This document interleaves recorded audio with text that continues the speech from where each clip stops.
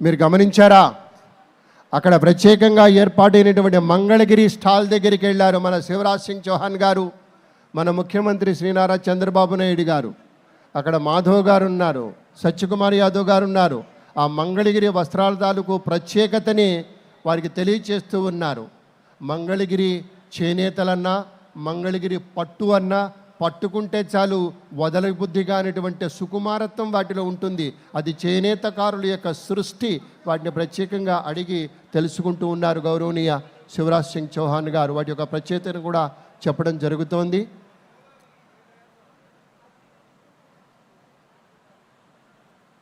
చూసారా, కేవలం నేత వచ్చారని ఒకటి ఇచ్చేయటం కాదండి, మనస్ఫూర్తిగా డబ్బు పెట్టి కొంటారు. అక్కడ డబ్బు చెల్లించి, ఎందుకంటే వాళ్ళు నష్టపోకూడదు, చేనేతకారుల కష్టం వేస్ట్ కాకూడదు, వాళ్ళకి చక్కగా డబ్బు చెల్లించి, ఎందుకంటే అంతటి పెద్ద నాయకుడు అడిగితే పర్లేదు ఉంచండి సార్ అంటాడు. మనం చూస్తే ఆ యాక్షన్ అలాగే అనిపించింది. కానీ మనస్ఫూర్తిగా చంద్రబాబు గారు పట్టుబట్టి డబ్బులు ఇప్పించారు.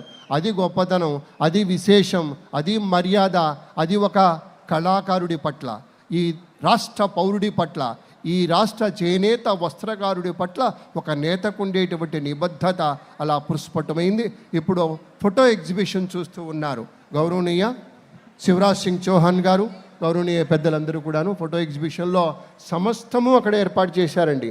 ఆయా మన అటల్ బిహారీ వాజ్పేయి గారు జన్మించింది మొదలు తదుపరి వారి యొక్క ప్రస్థానం ఎలా సాగింది అంతా కూడాను 1924 నుంచి కదండి, 24 డిసెంబర్ 25 అప్పటి నుంచి ఆయన ప్రస్థానం ఎలా సాగింది, ఈ రాష్ట్ర నాయకులు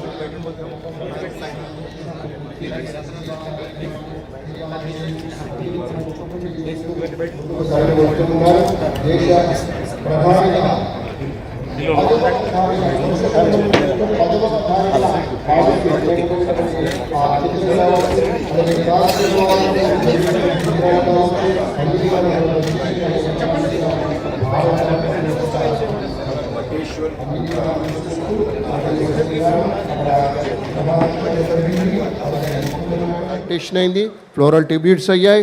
ఇప్పుడు ఫోటో ఎగ్జిబిషన్ చూసుకొని ఆ చేనేత వస్త్రకారుని పలకరించి ఇప్పుడు వేదికకి విచ్చేయబోతూ ఉన్నారు గౌరవనీయ పెద్దలందరూ కూడా.